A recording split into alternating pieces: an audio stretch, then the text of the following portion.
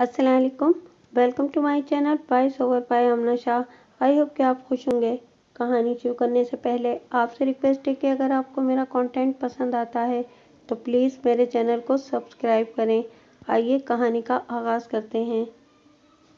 60 साल गुलज़ेब पठान सेक्टर 5 का बाशिंदा था। गुलज़ेब पठान फर्नीचर का ताजिर था और इसका सेक्टर 5 में फर्नीचर का वसी और अजीमुशान शोरूम था। इसका शुमार इलाके के अमीर और मोअज़्ज़ज़ ताजिर के तौर पर होता था। अपनी पुरकशिश शख्सियत और माहिराना गुफ्तगू से गुलज़ेब पठान ने कारोबारी दुनिया में ऐसी कामयाबी और इज्जत हासिल कर ली थी कि इलाके के छोटे ताजरान भी इसे अपना गुरु मानते थे। गुलज़ेब पठान का कारोबार रावलपिंडी इस्लामाबाद में फैला हुआ था, इसलिए वो अपने कारोबारी लेन देन के लिए दोनों ज़िलों के अहम शहरों में भी आता जाता रहता था। जब भी वो अपने घर से बाहर जाता अपने घर वालों को बताकर ज़रूर जाता था और अपना काम निपटाने के बाद हर हालत में घर वापस आ जाता था। 24 दिसंबर की सुबह गुलज़ेब पठान एक पार्टी से पैसे लेने का कहकर सिहाला चला गया और बताकर गया कि शाम तक वापस आ जाएगा। अपने स्कूटर पर सवार सिहाला के लिए रवाना हो गया। जब रात तक गुलज़ेब पठान घर वापस नहीं लौटा तो उसके घर वाले मुतफक्किर और परेशान हो गए। उन्होंने गुलज़ेब के मोबाइल पर फ़ोन करके उससे राब्ता कायम करने की कोशिश की, मगर उसका मोबाइल फ़ोन बंद मिला। इससे घर वालों की तशवीश में मज़ीद इजाफा हो गया। मुतफक्किर घर वाले रात भर जाग कर गुलज़ेब का इंतज़ार करते रहे, लेकिन सुबह तक वो घर नहीं लौटा। सुबह होते ही घर वाले इसकी तलाश में सिहाला गए और ताजिरों से पूछगछ के बाद 25 दिसंबर को गुलज़ेब के बेटे कमर खान ने गुलज़ेब के हुलिये और इसके स्कूटर नंबर का हवाला देते हुए सेक्टर 5 चौकी में उसकी गुमशुदगी दर्ज करा दी। चौकी इंचार्ज हैदर इकबाल ने कई लोगों से पूछगछ करने के बाद अपने खुफिया ज़राए से गुलज़ेब का सुराग लगाने की कोशिश की, लेकिन कोई कामयाबी नहीं मिली। 28 दिसंबर को थाना सदर पुलिस को ये इत्तला मिली कि स्टेट बैंक के पास एक स्कूटर कई दिनों से लावारिस खड़ा है। पुलिस को यह मामला मुश्तबा नजर आया और वो फौरन हरकत में आ गई। फौरी मौके पर पहुंचकर पुलिस ने इस लावारिस स्कूटर की तलाशी ली। तलाशी के दौरान स्कूटर की डिग्गी से इंश्योरेंस के कागजात में एक फ़ोन नंबर दर्ज मिला। पुलिस ने बरामद फ़ोन पर लावारिस स्कूटर का हवाला देते हुए जब पूछगछ की तो पता चला कि वो स्कूटर सेक्टर 5 के बाशिंदे गुलज़ेब पठान का ही था, जो 24 दिसंबर से स्कूटर समेत लापता था। इन मालूमात की बुनियाद पर जब पुलिस ने आसपास के इलाकों में गुलज़ेब की खोज की तो इससे तकरीबन 1 किलोमीटर दूर मारगिला पहाड़ी के नीचे तकरीबन 300 फीट की गहरी खाई में झाड़ियों में से एक शख्स की लाश बरामद हुई। मकतूल की लाश काफ़ी पुरानी होने की वजह से मस्क हो चुकी थी और इससे शदीद बदबू उठ रही थी। इस दौरान इत्तला पाकर गुलज़ेब के घर वाले भी मौके पर पहुंच गए और उन्होंने लाश की शनाख्त गुलज़ेब पठान के तौर पर कर दी। इंस्पेक्टर थाना सदर फ़खर चौधरी की हिदायत पर चौकी इंचार्ज हैदर इकबाल ने इस पुरअसरार केस की तफ्तीश शुरू कर दी। गुलज़ेब की लाश मारगिला पहाड़ी की खाई से बरामद हुई थी। इस पहाड़ की चोटी के चारों तरफ हरी भरी वादियाँ और खूबसूरत कुदरती नज़ारे दिखाई देते हैं। आबादी से दूर सुनसान मकाम पर वाक़े ये तफरीही पहाड़ी मकाम मोहब्बत करने वाले जोड़ों के लिए पुरकशिश और मिलने का मरकज़ है। इस पहाड़ी पर ज़्यादातर मोहब्बत करने वाले जोड़े रोमांस करने आते हैं। इस हकीकत को हमने खुद नज़रअंदाज कर दिया है कि पेड़ पौधे पहाड़ समंदर ज़मीन आसमान सब प्यार में धुले धुलाए सवालिया निशान हैं। हम ही इन्हें जवाब देने में कोताही करते हैं। अपनी परेशानियों और हालात के लगाए ज़ख्मों से थककर इन चीज़ों को ढूंढ नहीं पाते जो कदम कदम पर हमें थाम कर खुशियाँ देने के इंतज़ार में बिखरी पड़ी हैं। सब इंस्पेक्टर हैदर इकबाल को अपने खुफिया ज़राए से इत्तला मिली कि 24 दिसंबर को गुलज़ेब 2 औरतों के साथ मारगिला पहाड़ी इलाके में देखा गया था। वो दोनों औरतें गुलज़ेब के साथ स्कूटर पर सवार थीं। खुफिया ज़राए ने यह भी बताया कि गुलज़ेब ने अपना स्कूटर स्टेट बैंक के पास खड़ा किया और इसके बाद इन दोनों औरतों के साथ पैदल ही मारगिला पहाड़ी की तरफ गया था।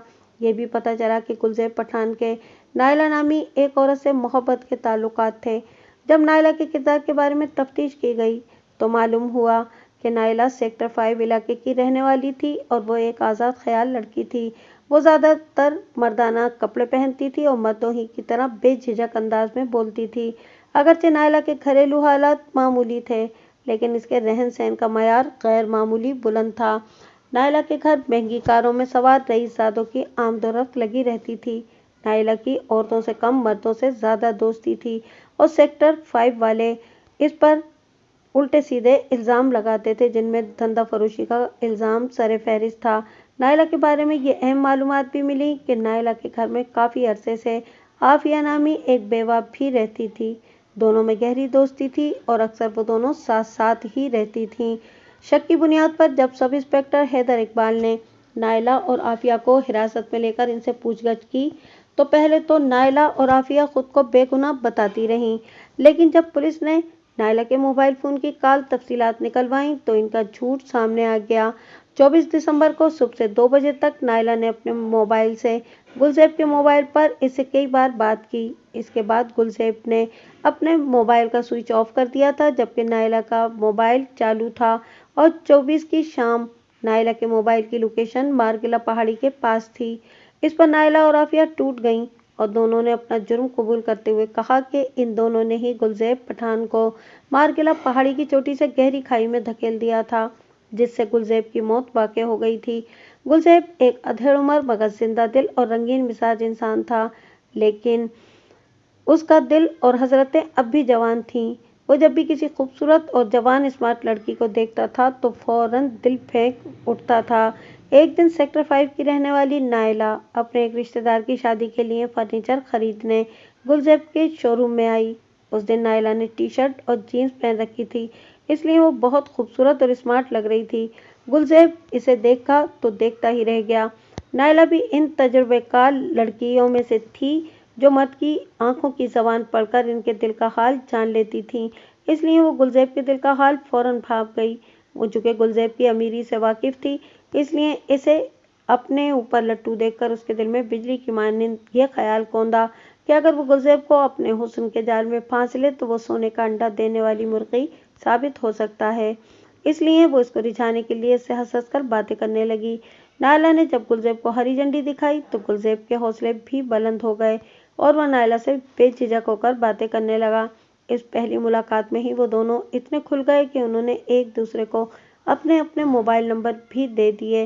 اس دن کے بعد اکثر دونوں کی فون پر باتیں ہونے لگیں۔ پھر دھیرے دھیرے ان کی قربت اتنی بڑھ گئی کہ ان کی خفیہ ملاقاتیں بھی ہونے لگیں۔ دونوں کی اپنی اپنی غرض تھی، اس لیے دونوں ایک دوسرے کی طرف اس طرح کھنچنے لگے جیسے لوہا مقناطیس کی طرف کھنچتا ہے۔ برائی کی مثال اس ڈھلوان کی سی ہے، اس پر چند قدم اترو تو اگلے قدم خود بخود تیزی سے اٹھنے لگتے ہیں۔ دھیرے دھیرے وہ دونوں ایک دوسرے کے بالکل قریب آ گئے۔ نائلہ کے گھر میں جو عافیہ نامی ایک بیوہ عورت رہتی تھی وہ آبائی طور سے لاہور کی رہنے والی تھی۔ اس کا میکہ مارگلہ میں تھا۔ اگرچہ وہ بیوہ تھی لیکن جس طرح سج دھج کر رہتی تھی اس سے اس کے بیوہ ہونے کا احساس ہی نہیں ہوتا تھا۔ اس نے خود کو اس طرح سنبھال کر رکھا تھا کہ اس عمر میں بھی غضب کی خوبصورت نظر آتی تھی۔ یہی وجہ تھی کہ گلزیب عافیہ کو دیکھ کر اس پر بھی فرفتہ ہو گیا اور اس کا قرب حاصل کرنے کے لیے بے تاب ہو گیا۔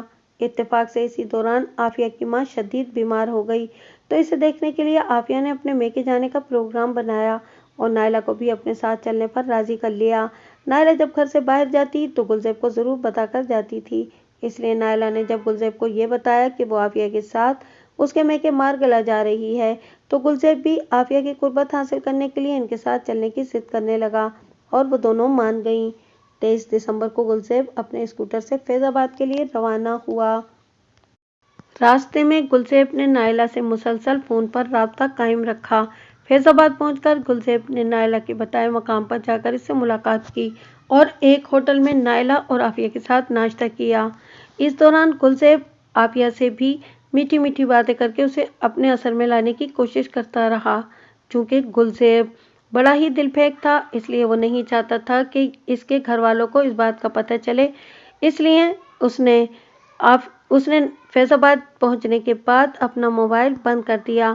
اس کے بعد گلزیب، عافیہ اور نائلہ ایک ہی اسکوٹر پر سوار ہو کر مارگلہ کے لیے روانہ ہوئے۔ شام کو مارگلہ پہنچنے کے بعد گلزیب نے اپنا اسکوٹر اسٹیٹ بینک کی برانچ کے پاس کھڑا کر دیا اور پیدل ہی دونوں لڑکیوں کے ساتھ مارگلہ پہاڑی میں گیا اور قریبی ایک ریسٹورانٹ میں چائے پی۔ چونکہ گلزیب तफरीही मूड में था। चाय पीने के बाद उसने नायला और आफिया से मार्गिला पहाड़ी की चोटी पर चलने के लिए कहा। मार्गिला पहाड़ी के एक पॉइंट पर पहुंचकर तीनों ने पहाड़ी के चारों तरफ फैले खूबसूरत कुदरती मनाजिर को देखा और फिर कुछ देर सस्ताने के लिए वहां बैठ गईं। इस वक्त पहाड़ी चोटी पर इन तीनों के अलावा और कोई नहीं था। चूंकि गुलज़ेब अकेले में आफिया से अपने दिल की बात कहना चाहता था, इसलिए इसने नायला को टरखाने के लिए इसे चिप्स और बिस्किट वगैरह लाने के लिए भेज दिया। दुकान पहाड़ी चोटी के नीचे थी, इसलिए गुलज़ेब का ख्याल था कि जितनी देर में नायला आएगी इतनी देर में वो बातें कर चुका होगा। नायला के जाते ही गुलज़ेब ने आफिया से मीठी मीठी बातें करके उसके सामने इजहार इश्क कर दिया, लेकिन आफिया ने नाराज़गी जाहिर करते हुए उसकी मोहब्बत की दरख्वास्त नामंजूर कर दी और वहां से उठकर जाने लगी।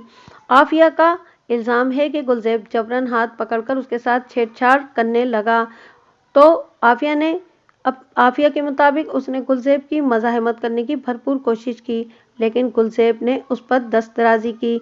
आफिया के बयान के मुताबिक गुलज़ेब पर दस्तदराजी का भूत सवार था, इसलिए वो आफिया से मनमानी करने पर आमादा था, जबकि आफिया किसी भी कीमत पर गुलज़ेब के सामने गिरने को तैयार नहीं थी।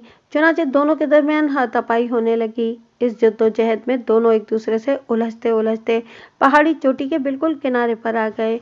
इत्तेफाक से नायला भी वापस लौट आई। नायला को देखते ही आफिया इसे मदद के लिए पुकारने लगी।